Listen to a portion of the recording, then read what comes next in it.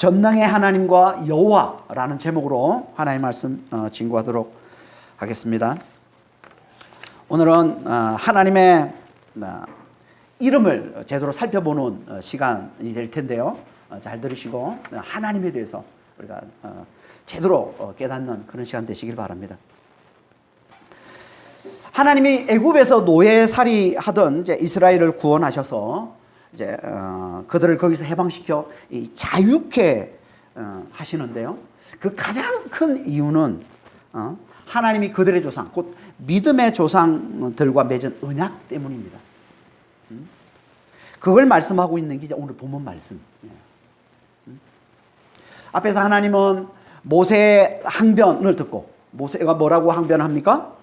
하나님이 시키신 대로 하나님의 말씀을 바로에게 다 전했는데 왜 이스라엘 백성들이 바로에게 더 학대를 당하게 하시냐 하면서 이제 하나님을 비난하는 말을 하나님께 하죠. 그러자 하나님께서 그 말을 듣고 이제 하나님이 뭐라고 말씀하십니까? 그걸 말씀하고 있는 게 오늘 보면 1절이죠. 1절 다시 한번 보겠습니다. 여호와께서 모세에게 이르시되 이제 내가 바로에게 하는 일을 네가 보리라. 강한 손으로 말미암아 바로가 그들을 보내리라. 강한 손으로 말미암아 바로가 그들을 그의 땅에서 쫓아내리라. 두 번 반복해서 강조해서 말씀을 하고 있습니다. 강한 손으로 말미암아 바로가 그들을 보내리라 라는 이 말씀은 장차 하나님께서 이제 강한 손으로 애굽을 치셔서, 다시 말해서 하나님께서 놀라운 능력으로 그들에게 10가지 재앙을 내리셔서 애굽을 크게 심판하시죠. 그렇게 심판하신 후에 비로소 그들이 하나님께 항복하고 이스라엘 백성을 내보내 줄 걸 말씀하고 있는 겁니다. 이걸 두 번이나 이제 반복해서 말씀하고 있다는 것은 반드시 하나님께서 반드시 애굽을 쳐서 멸하고 이스라엘 백성을 구원해 주실 걸 강조하고 있는 거라고 했습니다. 근데 하나님이 왜 이렇게 하시는 걸까요? 왜 하나님께서 강한 손으로 애굽을 반드시 치셔서 그들을 항복시키고 이스라엘 백성을 그들에게서 건져내어서 구원해 주시는 걸까요? 왜? 그 이유를 말씀하고 있는 게 2절 이하의 말씀이에요. 2절 3절 한번 보겠습니다. 하나님의 모세에게 말씀하여 이르시되 나는 여호와이니라. 내가 아브라함과 이삭과 야곱에게 전능의 하나님으로 나타났으나 나의 이름을 여호와로는 그들에게 알리지 아니하였다. 나는 여호와다. 하나님이 강한 손으로 반드시 애굽을 쳐서 멸하고 그들로부터 이스라엘을 구원해 내시는 이유를 한마디로 하면 내가 여호와이기 때문이다 라고 말씀하고 있는 거예요. 내가 여호와이기 때문이다. 이를 좀 더 강조해서 말씀하고 있는 게 3절 말씀인 거예요. 내가 전에는 믿음의 조상들 아브라함과 이삭과 야곱에게는 내가 전능의 하나님으로 나타났지만 여호와라는 알려주지 않았다. 하지만 이제 내가 여호와로 나타났다라고 말씀을 하고 있는 거죠. 근데 이 구절은요, 난의 구절 중에 하나입니다. 왜냐하면 창세기에 보면요, 분명 하나님께서 아브라함과 이삭과 야곱에게 당신의 이름을 여호와로 알려주시는 말씀이 나오기 때문에, 창세기 보면 분명히 나오거든요. 창세기 15장 10절입니다. 또 그에게 이르시되 나는 이 땅을 너에게 주어 소유로 삼게 하려고 너를 갈대아인의 우르에서 이끌어낸 여호와니라. 아브라함에게 하시는 말씀이에요. 하나님이 말씀하신 게 내가 여호와다 라고 말씀하고 있는 거예요. 22장 14절입니다. 아브라함이 그 땅 이름을 여호와 이레라 하였으므로 오늘까지 사람들이 이르기를 여호와의 산에서 준비되리라 하더라. 28장 13절에서도 또 본즉 여호와께서 그 위에 서서 이르시되 나는 여호와니 너의 조부 아브라함의 하나님이요 이삭의 하나님이라. 네가 누워있는 땅을 내가 너와 너의 자손에게 주리라. 야곱에게 하나님이 하신 말씀이에요. 내가 여호와다 라고 말씀을 하고 있는 거죠 지금. 그러니까 문자적으로만 보면 이 말씀들과 오늘 본문의 말씀은 안 맞는 말씀인 거예요. 그렇죠? 그럼 대신 오늘 본문의 이 말씀은 무슨 말씀일까요?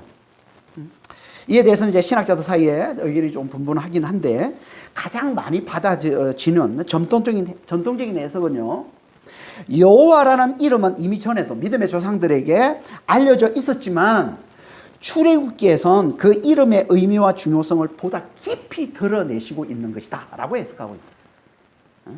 다시 말해서 하나님께서 이스라엘의 조상인 아브라함과 이삭과 야곱에게도 여호와라는 이름을 알려주시긴 했지만 그 이름의 의미와 중요성을 제대로 알려주신 것, 다시 말해서 그 이름을 제대로 체험적으로 친밀하게 알게 하신 건 모세와 이스라엘 백성들에게라는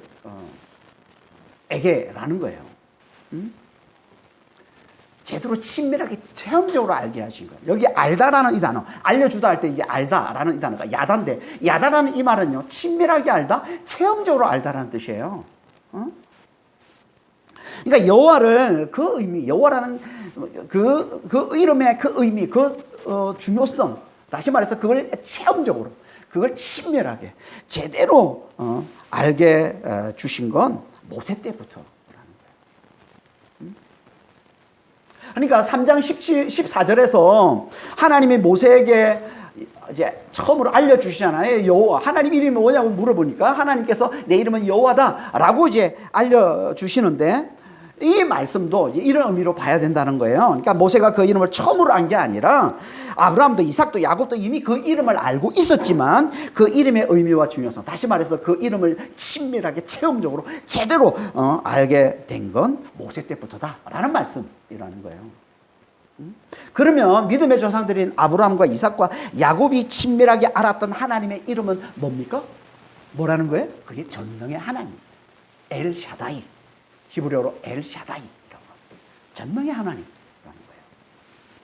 그래서 창세기 17장 1절에 이렇게 말씀하고 있습니다. 아브라함이 99세 때 여호와께서 아브라함에게 나타나서 그에게 이르되 나는 전능의 하나님이다. 나는 전능의 하나님이다. 창세기 28장 3절에서도 전능하신 하나님이 너에게 복을 주시어 너에게 생육하고 번성하게 하여 너에게 여러 족속을 이루게 하시고, 이게 이삭이 알았던 하나님이에요. 전능의 하나님이 너에게, 야곱에게 하는 말이잖아요. 이 말씀이 너에게 복을 주기를 원한다. 그리고 49장 15절에서도 너의 아버지의 하나님께로 말미암나니 그가 너를 도우실 것이요 전능자로 말미암나니 그가 네게 복을 주실 것이라. 너의 아버지는 야곱을 얘기하는 거예요. 야곱이 알던 하나님은 전능의 하나님, 전능자시라는 거예요. 그러니까 믿음의 조상들이 다 잘 알았던 하나님은 전능의 하나님이라는 거예요. 전능의 하나님. 전능의 하나님이 뭐예요? 엘 샤다이라고 하는 거예요. 이 전능의 하나님이 뭡니까? 말 그대로 모든 걸 다 하실 수 있는 하나님이죠. 우리 오늘 불렀던 찬양, 전능하신 하나님. 어떻게 오늘 주제하고 딱 맞는 찬양을 잘 불렀는데요. 전능하신 말 그대로 모든 걸 다 하실 수 있는 하나님이에요. 우리에게는 불가능한 일도 그분은 다 하실 수 있다는 거예요. 그러니까 이 말은 곧 세상에서 가장 능력이 많고 가장 힘이 세고 가장 강한 하나님이심을 나타내는 이름, 이게 전능의 하나님, 엘 샤다이라는 거예요. 하나님은 아브라함과 이삭과 야곱에게 늘 이름으로 나타나시고 이 이름과 친밀하게 하시고 이 이름을 잘 알게 해주셨다는 거예요. 이 이름으로 하나님을 잘 알게 해주셨다는 거예요.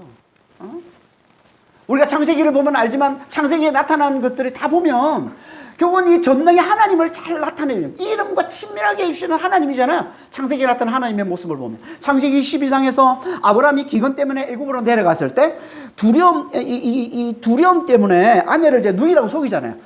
아내라고 그러면 자기를 죽이고 그 아내를 뺏을까봐 두려워서 아내를 누이라고 속이니까 애굽 왕에게 아내를 뺏기는 엄청난 이제 낭패를 당하게 되죠. 큰 이제 위를 맞게 되잖아요. 그때 하나님이 나타나서 어떻게 하십니까? 애굽 왕에게 재앙을 내리고 그 아내를 되찾아 줄 뿐만 아니라 애굽에 많은 재물을 또 얻어서 큰 부자가 되게 만들어 주십니다.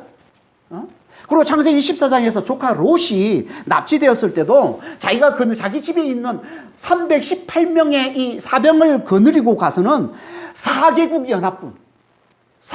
연합군이 한 나라도 아니 4개 국가가 연합해서 지금 쳐들어와서 소돔을 쳐들어와서 지금 롯을 잡아간 건데, 그 연합군을 쫓아가서 말도 안 되는 전투에서 그들을 물리치고 롯과 거기에 납치된 자들을 다 구해내잖아요. 이 하나님을 나타내 보여주시는 거예요. 또 창세기 21장에서는 그 죽은 몸과 같은 이 100세 때에 아들을 낳게 해주시는 놀라운 능력을 나타내 보여주시는, 이게 다 뭐예요? 아브라함에게 하나님 당신을 전능의 하나님으로 나타내 보여주시는 거잖아요. 전능의 하나님, 모든 걸 다 할 수 있는, 못하시는 게 없으신 하나님으로 나타내 보여주시는 거 아닙니까? 이삭도 마찬가지입니다. 창세기 26장에서 그가 기근을 만나서 타국 있는 그랄 땅으로 내려갔을 때 그래서 똑같이 아버지와 똑같이 아내를 누이라고 속였다가 그랄 왕에게 뺏기죠. 그때 하나님이 또 그랄 왕에게 나타나서 그 왕을 심판하심으로 아내를 되찾게 해주실 뿐만 아니라 또 그 땅에서 그가 하는 모든 일에 100배의 계시를 맺게 해주시고 그가 파는 땅은 다 우물이 되게 해서 물이 솟아나는 우물이 되게 만들어 주셔서 그 땅에서 그가 크게 번성하는 큰 부자가 되게 만들어 주셨다라고 말씀을 하고 있습니다. 이게 다 뭐예요? 이게 이삭에게 하나님을 전능의 하나님으로 나타내 보여주시는 거 아닙니까? 야곱도 마찬가지입니다. 창세기 29장에서 그가 형에게 쫓겨서 하란 땅으로 도망쳐가서 외삼촌 집에 머물 때 외삼촌에게 속아서 20년간 종처럼 지내던 그를 하나님이 나타나셔서 그에게 외삼촌의 소유로 큰 부자가 되게 만들어 주실 뿐만 아니라 또 죽은 줄 알았던 아들 요셉이 애굽의 노예에서 애굽의 총리가 되는 말도 안 되는 놀라운 능력을 나타내 보여주지 않습니까? 놀라운 구원을 베풀어 주지 않습니까? 이게 다 뭐예요? 이게 하나님을 전능의 하나님으로 나타내 보여주신 거예요. 이게 이렇게 아브라함에게, 이렇게 이삭에게, 야곱에게는 하나님께서 당신을 전능의 하나님으로 나타내 보여주시더라는 거예요. 이렇게. 항상 믿음의 조상들에게는 무엇보다 먼저 당신을 세상의 왕보다 세상에 가장 강한 힘을 가진 그 왕도 그 하나님 앞에서는 두려워 벌벌 떠는 아무것도 아닌 존재가 되게 만들어 버리시는 훨씬 더 크고 훨씬 더 강하고 가장 너무나 놀라운 능력으로 행하시는 전능의 하나님으로 나타나시더라는 거예요. 믿음의 조상들에게는 다. 왜 하나님께서 믿음의 조상들에게 전능의 하나님으로 나타나셨을까요? 왜? 그건요, 이게 하나님 되심의 기본이기 때문에 그렇습니다. 이게 하나님 되심의 기본이에요. 전능하심, 가장 강하심. 그래서 하나님을 하나님이라고 부르는 거예요. 하나님은, 하나님의 뜻이 뭘까요? 우리말 하나님은요, 개신교에서 쓰는 용어입니다. 천주교에서는 다른 이름으로 부르죠. 뭐라 불러요? 하느님이라고 부릅니다. 그러니까 우리 개신교에서는요, 하나님을 유일신, 그 신명기 6장 4절에 우리 하나님의 여호와는 유일하신 여호와다라는 이 말씀을 근거로 해서 유일신을 강조하는 의미로 하나님 이렇게 부르지만 천주교에서는 하늘에 계신 존귀하신 분이라는 그걸 강조해서 그 호칭을 하느님이라고 부릅니다. 하지만 둘 다 영어로는 가시죠. 둘 다 성경에서 말씀하고 있는 하나님을 나타내는 거예요.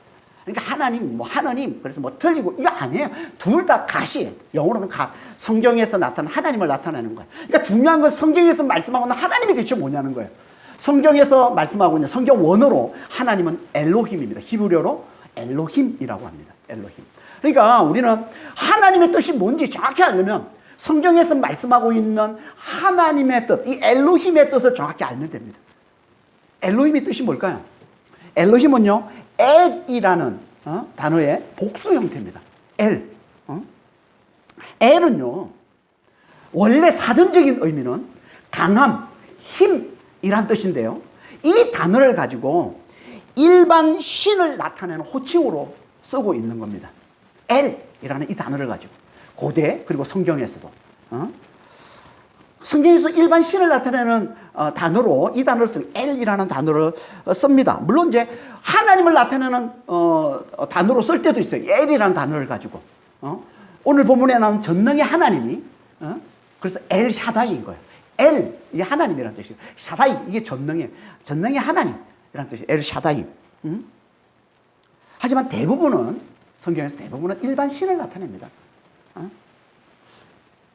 그러니까 일반 신의 기본적인 의미가 뭐라는 거예요? 강함, 강한 자, 힘이 센 자.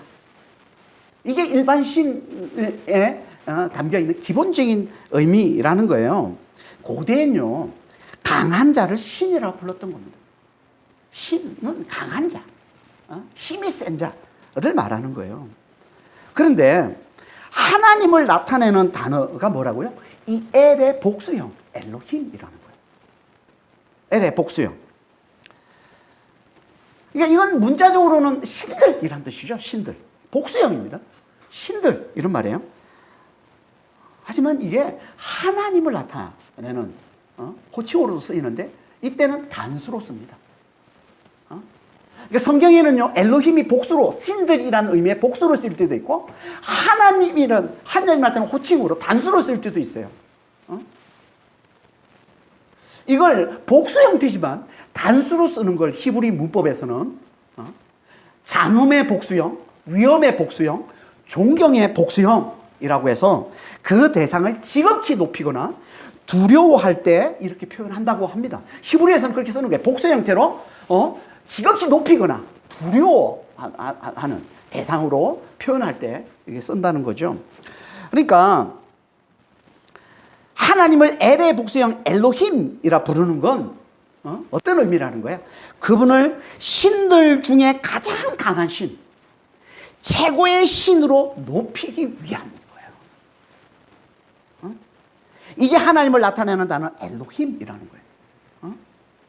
그러니까 성경에서 말하는 하나님 엘로힘은 신들 중에 가장 강한 신을 말하는 거예요. 최고의 신, 신들 중에 가장 강한 최고의 신을 말하는 겁니다. 이걸 다른 말로 하면 뭐예요? 이게 전능의 하나님이신 거죠. 모든 것을 다 하실 수 있는 가장 강한 하나님, 이런 뜻이잖아요. 그러니까 전능의 하나님 엘샤다이는요, 신들 중에 가장 강한 신, 최고의 신 엘로힘을 강조하는 또 다른 표현인 겁니다. 그러니까 전능하심, 가장 강하심, 이게 하나님 되심의 기본이라는 거예요. 하나님은 무엇보다 먼저 이걸 믿음의 조상들에게 깨우쳐 주길 원하셨던 거예요. 왜요? 그건 그분을 다른 신들과 구별하기 위해서 그런 거예요. 당신은요, 모든 민족들이 다 자기 신을 가지고 있었습니다. 모든 민족마다, 각 나라마다 다 그 나라가 섬기는 신들이 있었어요. 막 바알 신, 또 무슨 하여튼 여러 신들이 많이 있었습니다. 그런 신들과 구별하기 위해 지은 게 이 이름이라는 거죠. 그러니까 하나님께서 당신은 다른 신들과 다르다는 거예요. 다른 신들보다 더 강하고 더 뛰어난 신이라는 거예요. 최고의 신이라는 거예요. 아니, 다른 신들은 그분 앞에 아무것도 아니라는 거예요. 당신만이 참신이라는 거예요. 다른 모든 신들은 당신과 비교도 안 되는 인간의 탐욕과 두려움이 만들어낸 아무것도 아닌 존재라는 거예요. 이걸 나타내는 게 신들 중에 가장 강한 신 엘로힘과 전능의 하나님 엘샤다이라는 거예요. 하나님 무엇보다 먼저 이걸 당신의 백성들에게 확실히 깨우쳐 주기를 원하셨던 거예요. 그래서 이걸 잘 알고 절대 다른 신들에게 속지 말라는 거예요. 엘로힘과 비교도 안 되는 주변의 수많은 가짜 신들의 미혹에 넘어가지 말라는 거예요. 이걸 잘 알고 하나님 엘로힘으로 엘사다이로 잘 알고 절대 다른 신들에게 속지 말고 넘어가지 말라는 거죠. 그래서 십계명의 첫 계명을 이렇게 말씀하고 있는 거예요. 출애굽기 23장 3절에 나 외에 다른 신들을 네게 두지 말라. 이게 십계명의 첫 계명이에요. 이건요, 하나님만이 참신이라는 거예요. 이걸 잘 알고 하나님만을 섬기는 것, 이게 가장 중요한 계명이라는 거예요. 그래서 이걸 첫 계명으로 두는 거예요. 이걸 하나님의 이름으로 깨우쳐 주는 게 이게 엘로힘과 엘샤다이. 그러니까 우리도 하나님을 모든 신들 중에 가장 강한 신 엘로힘으로, 전능의 하나님 엘샤다이로 잘 아는 자가 돼서 절대 하나님 앞에 다른 신을 두지 말아야 한다. 전능하신 하나님을 믿는다면서도 세상의 힘을 자랑하는 다른 우상들에게 기웃거리는 그런 어리석은 자가 되지 말라는 거예요. 특히 이 시대 최고의 우상인 이 만몬신을 섬기는 이런 어리석은 자가 되지 말라는 거예요. 예수님 때나 지금이나 고대나 지금이나 동일하게 하나님의 최대의 라이벌이라고 하는 게 만몬신이잖아요. 만몬신이 뭐예요? 돈이잖아요. 재물이잖아요. 부잖아요. 그래서 지금도 여전히 하나님 라이벌로 등장하고 있지 않습니까? 얼마나 많은 사람들이 지금 만몬신을 섬겨요? 얼마나 돈을 좋아합니까? 얼마나 돈을 숭배합니까? 이런 데 기웃거리지 말라는 게 제대로 알고서 이거 어떻게 우리가 지금 그냥 눈으로 보면 돈이 전능의 하나님 같지 않아요? 돈이면 다 되잖아요? 그래서 사람들이 다 돈을 숭배하고 있지 않습니까? 돈. 이걸 우리가 숭배하지 않으면 이 우상을 기웃거리지 않으려면 우리가 어떻게 됩니까? 하나님이 전능하신 하나님으로 잘 알아. 하나님이 신들 중에 최고의 신들, 가장 강한 신, 하나님이 전능의 신, 전능의 하나님으로 우리가 잘 알아봐야 되겠죠. 그 앞근이 뭐예요? 하나님이 전능의 하나님이시라는 걸 나타내 보여주는 그 앞근이 뭐예요? 죽은 자를 살리십니다. 죽은 자를 살리십니다.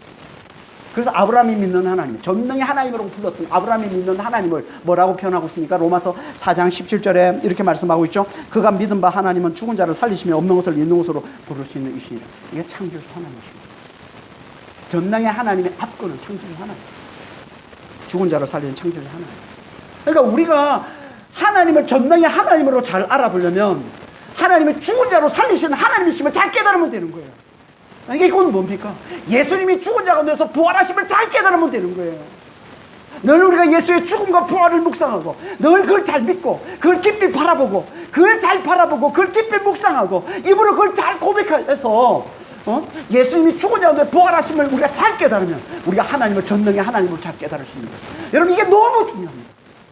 그래서 저는 기도할 때마다 제일 먼저 이걸 기도하는 거예요. 예수님의 십자가와 부활을 늘 그걸 기억하고 그걸 깨닫고 그걸 깊이 묵상합니다. 여러분, 이게 우리가 하나님을 전능의 하나님으로 잘 아는 거예요. 체험적으로 친밀하게 잘 알게 되는 거예요.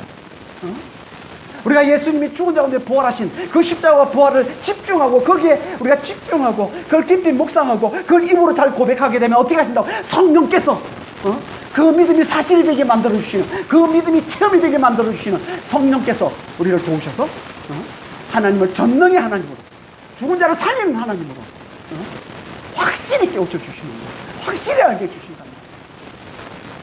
이걸 우리가 제대로 깨달아야 우리가 다른 신들에게 기웃거리지 않고 신들에게 넘어가지 않습니다. 재물에게, 이 돈에게 휘둘리지 않아요. 얼마나 많은 사람들이 하나님 믿는다고 하면서 하나님도 믿고 돈도 믿고 있는 양다리 걸치기 신앙생활 얼마나 많이 하고 있습니다. 이건 하나님 믿는 게 아니라고 그랬죠.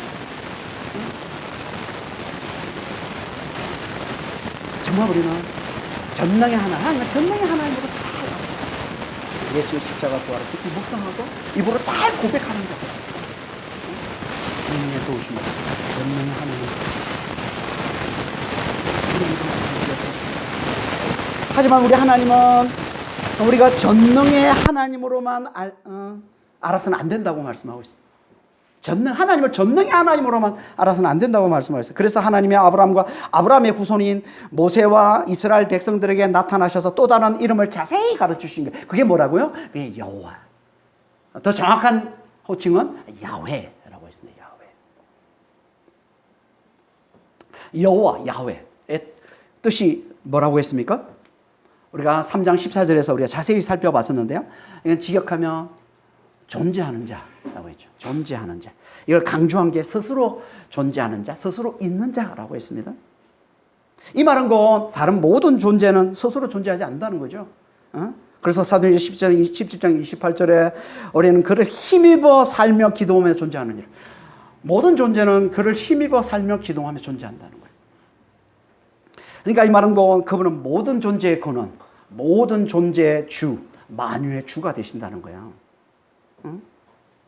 그리고 또 다른 뜻이 야훼, 에흐의 야훼 속에 또 다른 뜻이 있는데 그건요, 되고자 하는 대로 되는 분이라고 했습니다. 되고자 하는 대로 되는 분. 모든 것이 되는 분. 그래서 예수님이 뭐라고 말씀하고 있어요? 나는 세상의 빛이다. 나는 선한 목자다. 나는 양의 문이다. 나는 부활이다. 나는 생명이다. 나는 길이다. 나는 진리다. 나는 생명이다. 예수님이 말씀하시는 거예요. 나는 다 되시는 거예요. 그래서 바울도 예수님을 가리켜서 뭐라고 얘기하고 있습니까? 우리에게 오셔서 지혜와 의로움과 거룩함과 구원함이 되신다라고 말씀합니다. 예수님이 지혜다. 예수님이 의로움이고 예수님이 거룩함이고 예수님이 구원함이에요. 그러면 지혜를 따로 가지는 게 아니에요. 예수님이 지혜예요. 지혜를 주세요가 아니에요. 예수님이 지혜가 되시는 거예요. 예수님이 의로움이 되시는 거예요. 예수님이 거룩함이 되시는 거고. 그러니까 그분은 만유의 근원이시면서 만유의 주이면서 되고자 하는 대로 되시는 분, 모든 것이 되시는 분, 곧 만유가 되시는 분이라는 거예요. 만유가. 그래서 바울이 고린도서 3장 11절에 이렇게 말씀하고 있는 거예요. 그리스도는 만유시요 만유 안에 계시니라. 그리스도는 만유시요 만유 안에 계시느니라. 이게 하나님의 이름 야훼 속에 담긴 뜻이에요. 근데 하나님이 이 이름을 모세와 이스라엘 백성들에게 왜 알려주십니까? 앞에서 우리가 3장 1절에서 14절 말씀을 통해서 우리가 자세히 살펴봤었는데요.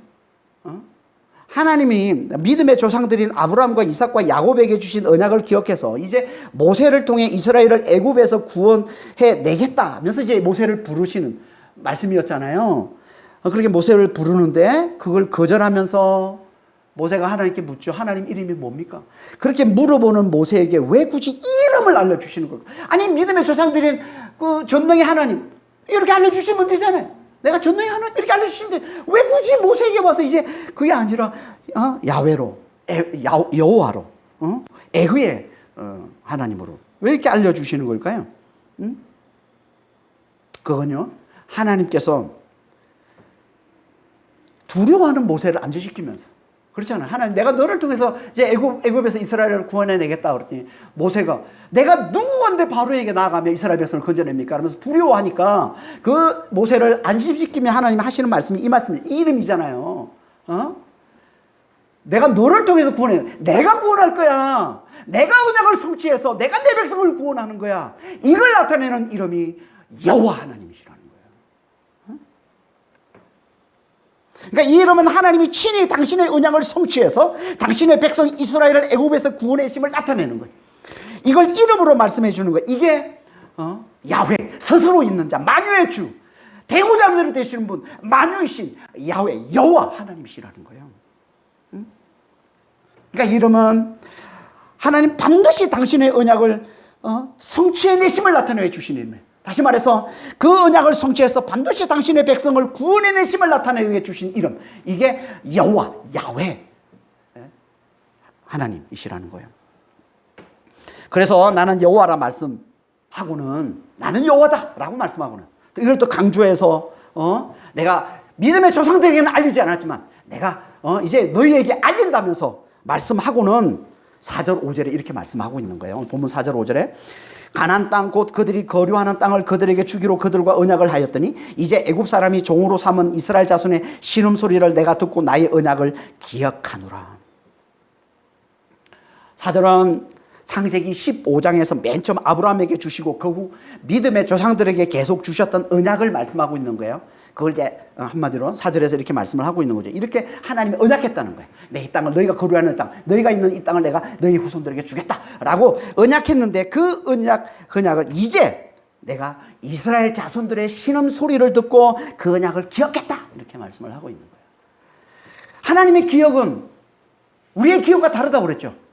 우리의 기억은 잊어버렸다가 생각내는 게 우리의 기억이라면 하나님의 기억은 뭐라고요? 하나님의 기억은 구원하는 행동을 포함하는 게 하나님의 기억이라고 그랬어요. 구원하는 행동. 그러니까 이건 잊어버렸다가 이스라엘 자손들이 부르짖으니까 까먹었다가 생각 이게 아니라 언약을 하나님께서 당신의 언약을 성취하시기 위해 행동하심을 나타내는 거예요. 이게 언약을 기억하는 거란 말이에요. 그 언약을 성취해서 이스라엘 백성을 구원해내겠다는 거예요. 나는 여호와다. 이제 내 이름을 여호와로 알게 하겠다. 알리겠다. 라고 말씀하고는 이 말씀을 하는 건 이분이 여호와시라는 거예요. 다시 말해서 여호와는 언약을 성취하시는 분이시라는 거예요. 언약을 성취해서 반드시 당신의 백성을 구원해내시는 분, 이분이 여호와시라는 거예요. 이걸 다시 한번 강조해서 말씀하고 있는 게 6절에서 8절까지 말씀입니다. 그래서 그 언약을 기억한다 라고 말씀하고는 이렇게 말씀하는 거예요. 6절 8절입니다. 그러므로 이스라엘 자손에게 말하기를 나는 여호와라. 내가 애굽 사람의 무거운 짐 밑에서 너희를 빼내며 그들의 노역에서 너희를 건지며 편팔과 여러 큰 심판들로서 너희를 속량하여 너희를 내 백성으로 삼고 나는 너희 하나님이 되리니 나는 애굽 사람의 무거운 짐 밑에서 너희를 빼낸 너희 하나님이 여호와인 줄 너희가 알지라. 내가 아브라함과 이삭과 야곱에게 주기로 맹세한 땅으로 너희를 인도하고 그 땅을 너희에게 주어 기업을 삼게 하리라. 나는 여호와라 하셨다. 나는 여호와, 나는 여호와, 나는 여호와. 여호와가 어떤 분이신지를 일단 강조해서 지금 말씀하고 있는 거예요. 너희 이스라엘 백성에게 가서 전해라. 모세에게 말씀하고는, 내가 여호와라고 말씀하시고는 이스라엘 백성들에게 이렇게 전하라는 거예요. 내가 여호와다. 그러면서 여호와가 어떤 분인지를 말씀하고 있는데 한마디로 뭐예요? 자기 백성을 구원하는 분이시다라고 얘기하고 있는 거죠. 그래서 구원과 관련된 단어를 그덕그덕 반복해서 말씀하고 있는 거예요. 내가 무거운 짐 밑에서 너희를 빼내며 그들의 노역에서 너희를 건져내며 편팔과 큰 재앙으로 너희를 속량하는 분. 다 구원과 관련된 단어들이잖아요. 구원하시는 하나님이심을, 자기 백성을 구원하시는 하나님이심을 강조해서 지금 말씀하고 있는 겁니다. 편팔이 뭐예요? 하나님의 팔은 성경에서 구약에서 자주 하나님의 능력을 나타내는, 성경에서 나타내는 하나님의 팔이에요. 폈다는 얘기는요, 하나님의 능력을 펼쳐 보이신다는 거예요. 이걸 과시하는 걸 얘기하는 거예요. 하나님의 능력을 과시해서 당신의 백성을 구원하는 이 하나님의 능력을 과시해서 백성을 구원해내는 거예요. 그러면 대적들에게는 당연히 큰 재앙이겠죠, 이게. 그래서 편팔로, 그리고 큰 재앙으로 속량한. 이 속량이라는 이 단어도 이게 대단히 중요한 단어인데, 왜냐하면 이 속에 예수님의 죽음이 담겨 있는 중요한 단어예요, 이 단어가. 그래서 구약에 자주 나오는 단어입니다. 속량, 하나님을 나타내는 단어, 구속자가 이 단어거든요. 고엘이라는 데. 속량하는 자, 구속하는 자, 이런 뜻이에요. 이 의미가 뭐냐면 친족의 의무를 다해서 빚을 대신 갚아 구원해내는 분, 이런 뜻이에요. 고엘, 기업 물을 자. 룻기에 많이 나오는 단어, 기업 물을 자. 보아스가 기업 물을 자잖아요. 예수님을 예표하는, 예수님을 비유하는 인데요. 기업 물을 자. 친족의 의무를 다해서 빚을 대신 갚아주고 구원해낸다는, 이분이 우리 하나님이시에요. 이분이 구속자 하나님이시란 말이에요. 예수님을 통해서 우리를 구원하시는 하나님. 이걸 보여주는 게 속량이란 이 단어예요. 그러니까 하나님이 지금 친족이 되셔서, 우리의 친족이 되셔서 우리의 빚을 대신 갚아서 우리를 구원해 주시는 거예요. 그래서 그 다음에 뭐라고 말씀하고 있어요? 너희를 내 백성으로 삼고 나는 너희의 하나님이 될 것이다. 우리의 하나님이 되셔서, 우리의 왕이 되셔서, 우리의 친족이 되셔서 우리를 구원해 내시는 거예요. 그리고 이걸 보고 너희는 내가 너희를 구원하는 하나님 여호와인 줄 알리라. 그리고 이게 곧 또 뭐라고 얘기합니까? 이게 곧 내가 믿음의 조상들에게 약속한 땅을, 그 언약을, 너희에게 그 약속한 땅, 언약으로 약속한 그 땅을 너희에게 주고 기업으로 삼게 하는 것이다. 내가 너희를 구원하는, 이게 내 백성으로 삼는, 이게 내가 너희를 그 땅을 기업으로 주어 너희 기업으로 삼게 하는 것이, 이렇게 하는 내가 여호와다라고. 그러니까 여호와가 어떤 분인지를 지금 강조해서 말씀하고 있는데, 어떤 분이라고 얘기하고 있습니까 지금? 언약을 성취하는 분. 언약을 성취해서 반드시 자기 백성을 구원해 내시는 분, 이분이 여호와시라는 거예요.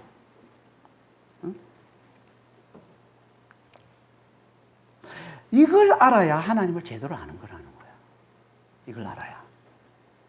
하나님은 다른 모든 신들과 구별되는, 다른 모든 신들과 다른 비교도 되지 않는 전능의 하나님 엘사다일 뿐만 아니라 당신의 한 약속은 반드시 지키시는, 반드시 언약을 성취해서 당신의 백성을 반드시 구원해 내시는 스스로 있는 자 만유의 주시오, 되고자 하는 데는 되는 분 만유이신 야훼 하나님이시라는 거예요.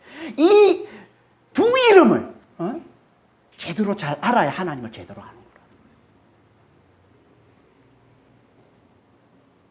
그래야 하나님을 제대로 아는 것이지, 그렇지 않으면 하나님이 제대로 아는 게 아니라는 거예요. 그분을 힘만 세신 분, 전능의 하나님으로만 아는 건 제대로 아는 게 아니라는 거예요. 그 이름과 함께 그분을 약속을 반드시 지키시는 분, 그래서 반드시 당신 백성을 구원해 내시는 만유의 주, 만유이신 야훼 하나님으로 친밀하게 체험적으로 제대로 알아야 하나님을 제대로 아는 거라는 겁니다. 하나님의 전능하심만 아는 게 아니라 그분의 약속하신 건 반드시 지키고 이루시는 그분의 신실하심을 제대로 알아야. 그 신실하심 안에서 반드시 당신 백성을 사랑으로 구원해내시는 인격의 하나님, 사랑의 하나님, 구원의 하나님으로 잘 알아야 그분을 제대로 아는 거라는 거예요. 우리는 하나님을 제대로 압니까? 하나님을 엘사다이 전능의 하나님일 뿐만 아니라 당신이 하신 약속은 반드시 지키시는, 사랑으로 반드시 당신의 백성을 구원해내시는 인격의 하나님, 사랑의 하나님, 구원의 하나님으로 제대로 알고 있습니까?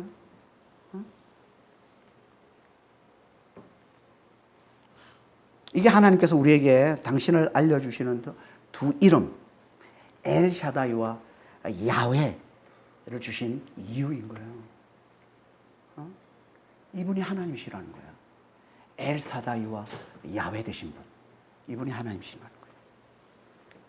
그러니까 우리는 이 두 이름을 통해 하나님을 제대로 아는 자가 되어야 되는 겁니다.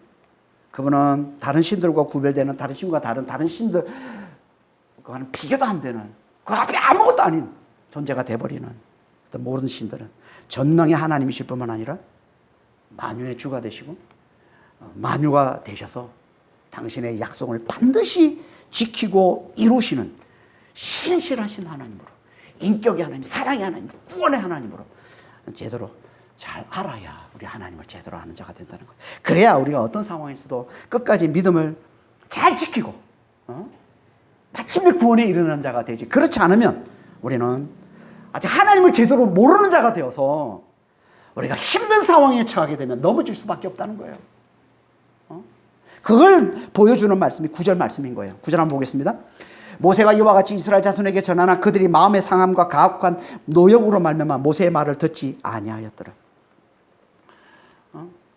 모세가 하나님 말씀을 받고서 이제 이스라엘 백성들에게 가서 그 말씀을 그대로 전하고 있는데 이스라엘 백성은 안 받아들여요. 왜? 마음이 상해서. 그리고 그들이 지금 가혹한 이 노역으로 인해서 너무 힘들어서 안 받아들이는 거예요. 여기 마음이 상하다는 이 말은요, 조급함을 얘기하는 거예요. 염려, 근심을 말하는 거예요. 마음의 근심 때문에, 마음의 염려 때문에, 그리고 삶에서의 이 노동의 이 고됨, 이 노역의 이 고됨 때문에, 모세가 전하는 하나님의 말씀을 받아들이지를 못하더라는 거예요. 여러분, 우리도 그렇지 않습니까? 우리도 마찬가지예요. 우리도 마음에 근심이 있고 삶이 너무 힘들고 그러면 아무리 하나님 우리에게 말씀을 주셔도 이 말씀이 튕겨져 나가고 우리가 제대로 받지를 못하잖아요. 그래서 예수님이 그러신 거잖아요. 마가복음 4장 16절 19절에 또 이와 같이 돌밭에 뿌려졌다는 것은 이들을 가리킴이니 곧 말씀을 들을 때 즉시 기쁨으로 받으나 그 속에 뿌리가 없어 잠깐 견디다가 말씀으로 인하여 환난이나 박해가 일어나는 때는 곧 넘어지는 자요. 또 어떤 이는 가시들기에 뿌리진 자니 이들은 말씀을 듣기는 하나 세상의 염려와 재물의 유혹과 기타 욕심이 들어와 말씀을 막아 결실하지 못하게 하는. 그러니까 우리는 다 이 마음의 근심과 이 삶의 환난 때문에 하나님 말씀을 제대로 듣지 못한다는 거예요. 하나님 말씀을 제대로 받아들이지는 못하고 있다는 거예요. 실제 우리도 그렇잖아요. 마음에 근심이 있고 삶이 너무 힘들고 너무 어렵고 그러면 하나님 말씀이 잘 들어오지 않잖아요. 예배 때 나와가지고 자리에 이렇게 앉아있어도 하나님 말씀이 튕겨 나가잖아요. 내 속에 근심이 많으면, 내 삶이 너무 힘들고 어려우면 말씀이 하나 들려오질 않아요. 그런 경우 있잖아요. 다 하잖아요. 그러면 이 마음의 근심, 이 삶의 고됨, 이런 것들이 하나님 말씀을 받지 못하게 만드는. 어떻게 우리가 이 마음의 근심과 이 삶의 이 고됨을 이겨내고 하나님의 말씀을 잘 받아들이는 자가 될 수 있을까요? 하나님 말씀을 잘 듣는 자가 될 수 있을까요? 어떻게 해요? 하나님을 잘 알아야 돼. 하나님을 잘 알아야 돼. 하나님을 치밀하게 잘 알아야 돼. 하나님을 엘사다이 하나님으로 잘 알고 하나님을 야훼 하나님으로 잘 알아야. 하나님의 다른 모든 신들과 비교가 되지 않는 모든 걸 행하실 수 있는, 모든 걸 다 하실 수 있는, 죽은 자로 살리실 수 있는 전능의 하나님으로 잘 알고 하나님이 만유의 주가 되셔서 만유의 그냥 모든 존재의 근원이 되시고 만유의 주가 되시고 되고자 하는 대로 되시는 만유가 되시는 야훼 하나님이 되셔서 당신이 하신 약속은 반드시 지켜내시는, 자기 백성을 반드시 구원해시는 야훼 하나님으로 잘 알아야, 친밀하게 체험적으로 잘 알아야 우리가 우리의 마음에 근심이 오고 우리의 삶이 힘들어갈지라도 그걸 잘 이겨낼 수 있지. 그렇지 않으면 우리가 이겨낼 수 없는 거예요. 끊임없이 우리의 원수는 우리에게 근심과 삶의 고단함을 주어서 하나님 말씀을 받지 못하도록 만들고 있는데, 방해하고 해방하고 있는데, 그걸 이겨내는 방법은 우리가 하나님을 제대로 잘 아는 거라는 거예요. 어떻게 우리가 하나님을 제대로 안다? 어떻게 우리가 하나님을 엘사다이 하나님으로, 전능의 하나님으로 제대로 잘 알고, 하나님의 만유의 주, 만유이신 야훼 하나님으로, 당신의 약속을 반드시 지키시고 반드시 당신 백성을 믿는 자를 구원해내시는 하나님심을 어떻게 우리가 치밀히 잘 알 수 있다고요? 늘 하나님을 잘 믿고, 하나님의 엘사다이심을, 하나님을 야훼심을 잘 믿고 그분을 잘 바라보는 거예요. 그분께 깊이 묵상하는 거예요. 그리고 그분을 잘 고백하는 거예요. 그분을 엘사다이 하나님으로, 그분을 죽은 자를 살리시는 전능의 하나님으로 잘 고백하는 거예요. 그리고 그분은 당신의 약속을 반드시 지키시는 만유의 주가 되시고 만유가 되시는 야훼 하나님으로 우리가 잘 믿고 잘 바라보고 깊이 묵상하고 입으로 잘 고백하는 거예요. 그러면 성령께서 도와주시는 거예요. 하나님을 전능의 하나님으로 알아보도록, 깨닫도록, 우리가 전능의 하나님으로 제대로 깨달을 때 실제 우리가 염려하고 있는 많은 것들이 튕겨서 나갑니다. 우리가 하나님을 제대로 알면 마치 그분이 전능의 하나님이시, 마치 그분이 정말 모든 걸 다 행하시는 하나님이시. 이거만 우리가 성령께서 우리 안에 이걸 확실히 깨우쳐 주시면 우리가 염려하는 것들이 다 가라앉아요. 우리가 염려하는 것들이 다 떠나갑니다. 이걸 깨닫지를 못하니까 염려가 우리를 삼키는 거예요. 염려가 우리를 잡아먹는 거예요. 우리가 하나님을 제대로 알면, 엘사다이 하나님으로 제대로 알면, 하나님 반드시 당신의 약속을 지키시는 야훼 하나님으로 제대로 알면 우리가 염려를 가라앉히고 염려가 우리를 떠나가게 만들어서 우리가 끝까지 믿음, 어떤 상황에서도 끝까지 믿음을 붙들고 마침내 하나님 우리에게 주시고 약속하신 구원에 이르는 그런 놀라운 믿음의 사람이 될 수 있다는 거예요. 그런 성도들이 다 되시길 우리 하나님 간절히 원하시는 겁니다. 여러분 모두 그런 성도가 다 되시길 예수님으로 축원합니다. 기도하시겠습니다. 하나님 아버지, 하나님은 전능의 하나님이시며 하나님은 만유의 주, 만유이신 야훼 하나님이십니다. 당신의 약속을 반드시 지키시는, 당신의 백성을 반드시 구원해내시는 여호와 하나님이십니다. 아버지 하나님, 정말 하나님을 잘 아는 저희들 될 수 있도록 도와주시옵소서. 그래서 세상이 우리를 삼키려 할 때, 세상의 근심과 염려와 환난, 고통이 우리를 삼키려 할 때, 우리가 하나님을 잘 알아서 그 하나님을 굳게 붙들 때, 아버지 하나님, 그 염려가 가라앉고 떠나가고 끝까지 믿음 지키고 모든 어려운 상황들을 이겨내는 아버지 하나님 믿음 사람들이 다 될 수 있도록 저를 축복하여 주시옵소서. 이래서 늘 정말 하나님을 잘 붙들게 하여 주시옵소서. 늘 깊이 묵상하게 하여 주시옵소서. 늘 하나님을 잘 바라보게 하여 주시옵소서. 그리고 입으로 잘 고백하게 하여 주시옵소서. 하나님을 전능의 하나님으로, 하나님의 만유의 주로, 하나님의 만유로, 약속을 반드시 지키시는 하나님으로 늘 입으로 잘 고백하는 자가 되게 하셔서 성령의 도우심으로 하나님을 잘 알고 그래서 끝까지 믿음을 잘 지키는 믿음의 성도들이 다 될 수 있도록 저희를 축복하여 주시옵소서. 우리 주 예수 그리스도 이름으로 기도합니다. 아멘.